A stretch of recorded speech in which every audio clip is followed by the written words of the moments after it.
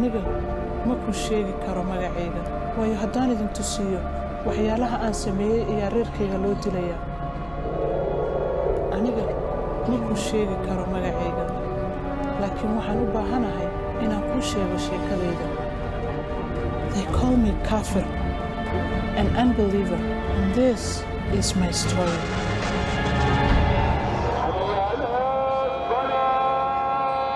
I'm a Somali, born and raised in the Horn of Africa.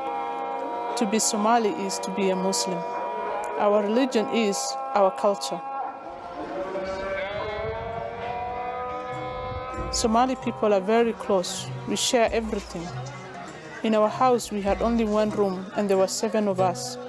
We all grew up together, cousins, aunts, uncles, grandparents. We don't belong to our parents only, but to all our relatives, the whole community. Even those who are far, we are still part of each other. We depend on each other. When I was in secondary school, my father died. My uncle in the US took over the responsibilities of my family. He provided our food, our schooling, everything. This is our custom when the father passes. My uncle brought me to the city to live with his family, those who remained in Africa. He chose me out of all my brothers and cousins because he believed in me, that in the future I will be something. I will change the family, the community.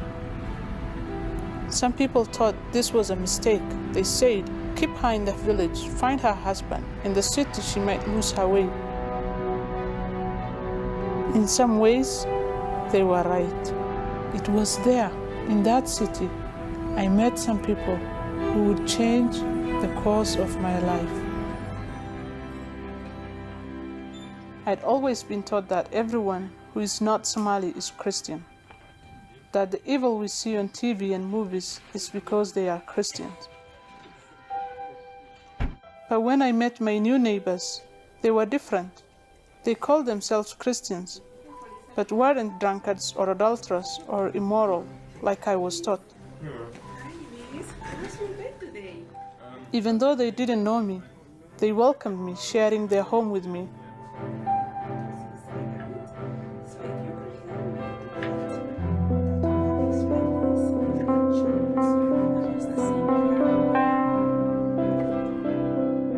I started thinking, no, you should be Muslims because you are very good, more than even a Muslim. I told them this and I started thinking, if these people are really Christians, what was it that I was told? Before every meal or activity we had together, they prayed. And for me, it was the first time I had seen that. It was different than what I had seen on TV. Sitting with them and listening and seeing it, I realized I wanted it. That's how I wanted to pray. That's how I want to do it. Except the part at the end where they said in the name of Jesus. That's the part I struggled with. They prayed about everything in their life, like they were talking to someone they knew, like a father.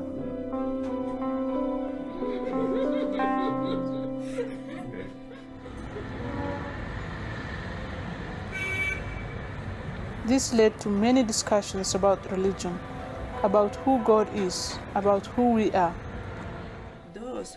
They would ask me questions about Islam. I would ask them questions about Christianity. I would say, no, that's not Christianity. Then they would refer me to the Bible. We will read it together. But soon, I wanted to know more. I wanted to read it for myself. I asked for a Bible of my own.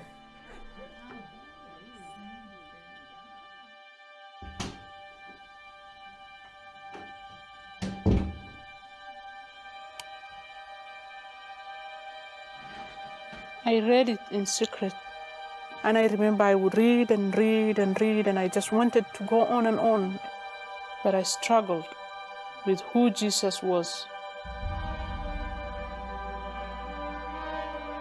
I was always taught that God is one. For God to have a son, that's blasphemy. He would have to marry, have a wife, and that's impossible. For me, I could not even listen to it. In the Quran, Jesus was only one of the 25 prophets of Allah, and God is completely different from the prophets. He is above the prophets. I cannot talk to him the way I talk to a person. In the Bible, they talk about God as somebody who really loves and cares about them and is with them. It's like a parent and a child. But for us, God cannot be like that.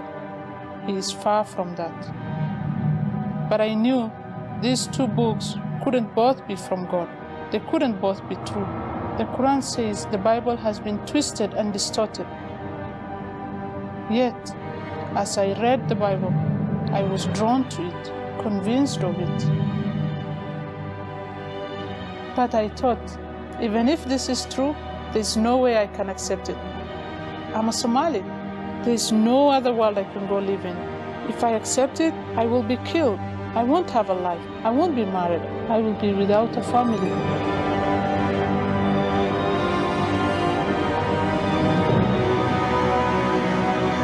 But the closer I got to my Christian friends, and the more I studied, the more trouble it caused for me and my family.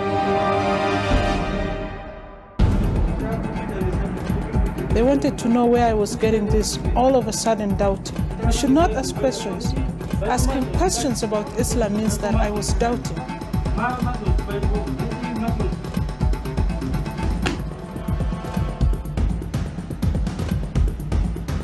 They locked me in. I was excluded in the family. I felt very alone. My brother made me watch videos, messages that said, you can't be friends to Christians. These teachers, the sheikhs, they said you can't eat with them. You can't even shake hands with them. But those were all the things I was doing. And I told my brother, it's different than watching the video. But he wouldn't listen. You are shaming us. Are you doubting the teachings of the sheikhs? Are you an infidel? A kafir?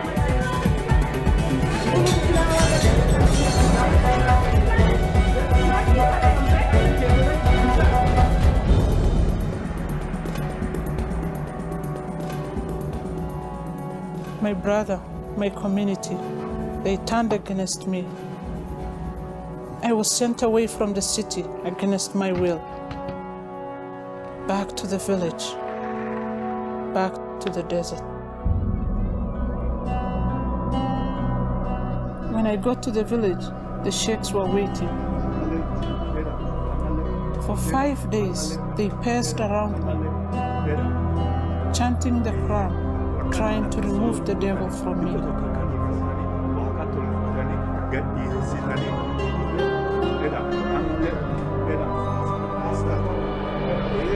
They spit on me, they spit in a bowl, then made me drink and wash. They said it will purify me. But your heart has to accept. You have to want it for the prayer to work. But this time, I didn't. I was forced to. My heart was completely against it. I had no hope in these prayers. I didn't want this life they had planned for me, and I felt more helpless than ever. I thought my life was over. Is this my religion? Is this what I will be?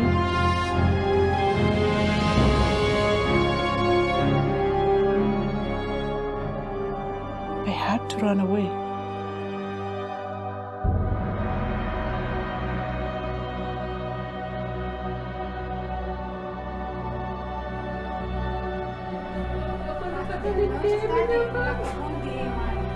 My mother begged me not to go. No, we will suffer if you do this. Your uncle will stop supporting us, and we don't have anything. None of us. We will die. I pleaded with her. Just let me run away. I can't accept this life.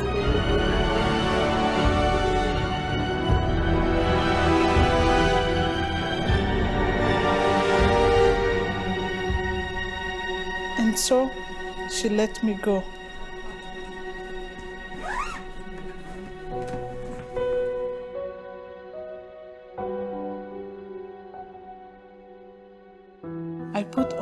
sharer, the veil.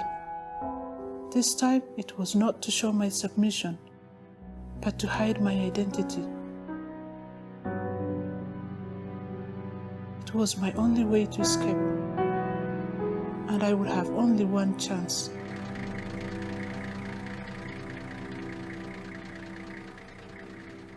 I got the last ticket for the bus, but I had to run. My heart was just beating. They could come after me. Will I get away? In my heart, I was just praying that I could get away.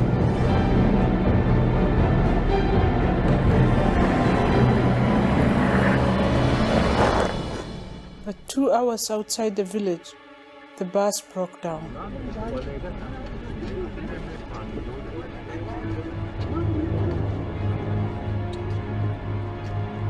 Everyone got off. I just sat there.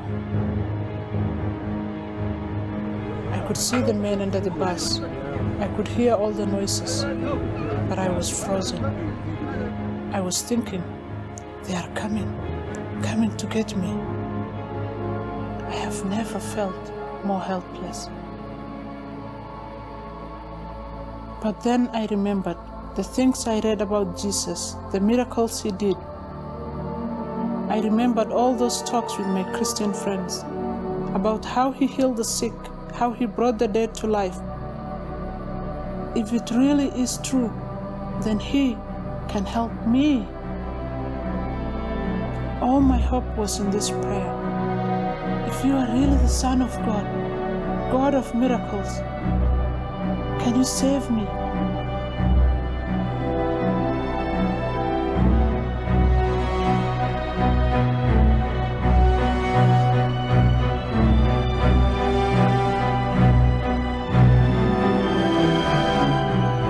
First time I prayed in the name of Jesus.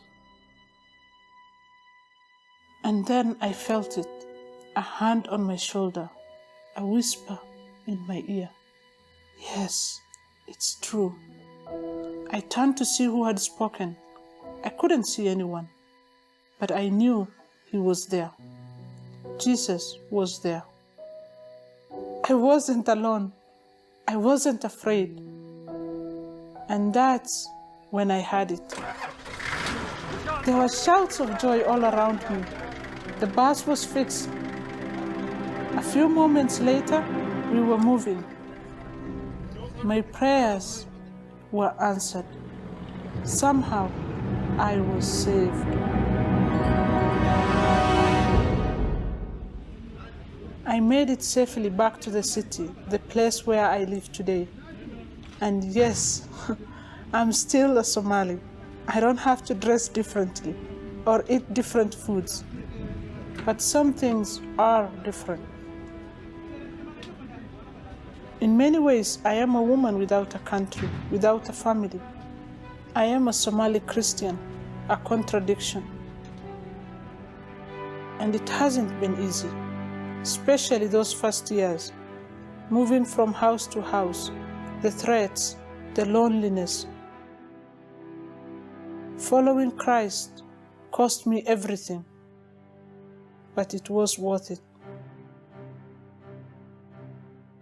Among my people, there is a proverb: I and Somalia against the world. I and my clan against Somalia. I and my family against the clan. I and my brother against the family. I against my brother. But I don't believe this anymore. Now I pray for different things. I pray that God will redeem the Somali people. They are not the enemy. They just need to know the truth. I pray that my people would know the Jesus of the Bible. I pray that other believers around the world will remember Somalis, that they will pray for them and intentionally go to them, like my Christian friends did with me. And I pray that Jesus will restore my relationship to my family. I miss my mother and sisters. I miss my brother.